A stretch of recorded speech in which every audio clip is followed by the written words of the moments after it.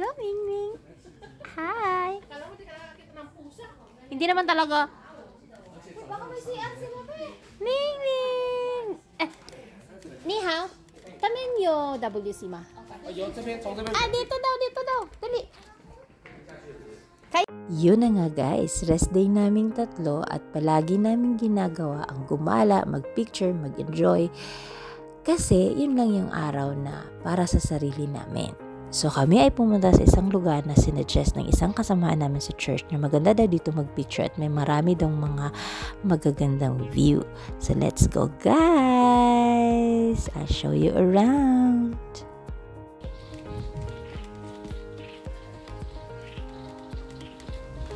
Pag nahulog ako dito talaga.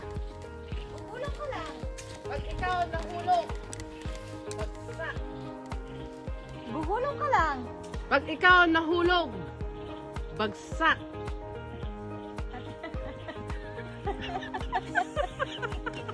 Addict na.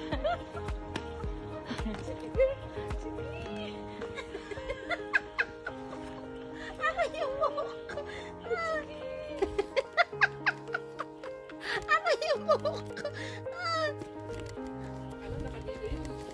Alo! Pasaway! Kayo din nakabi.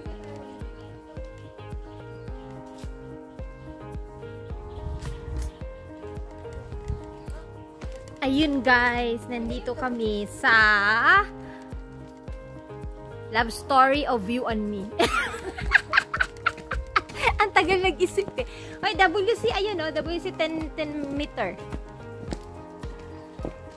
Hi! Pang ano to siya guys, kung saan pwede kayong mag-date. Kasi meron kayong maraming pagtataguan. Ayun, this is for love story only. Eh, wala naman kami mga love story. So, kami na lang mag-love story.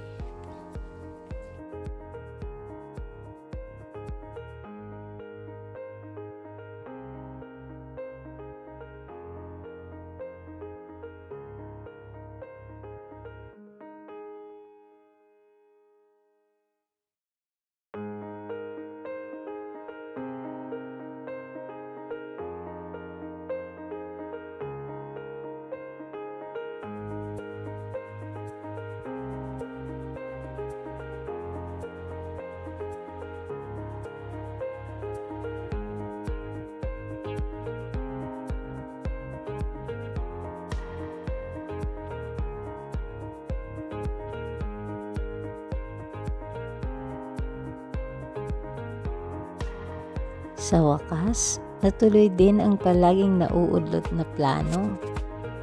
Kami nga pala ang mga OFW ng Taiwan na masaya na kahit nagpipicture lang, nagtatawanan, nagkukwentuhan at nag-i-spend ng time para sa isa't isa.